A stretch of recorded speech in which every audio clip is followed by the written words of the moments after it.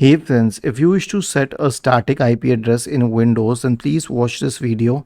I will guide you through the procedure. Press the Windows key and the R button together to open the run window. Type the command ncpa.cpl and hit enter. This will open the network connections window. Now right click on the active network connection and select properties. Double click on Internet Protocol version 4. Okay. Now we have an option here which says obtain an IP address automatically, and the second one is use the following IP address. Select this one.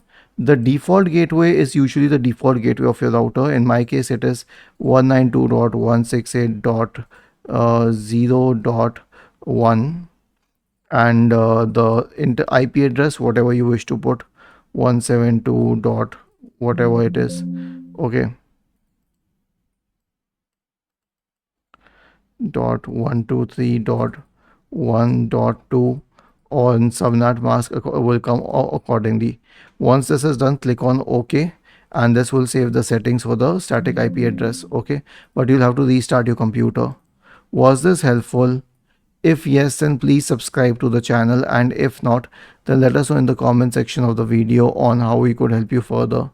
Thank you for watching this video and have a nice day.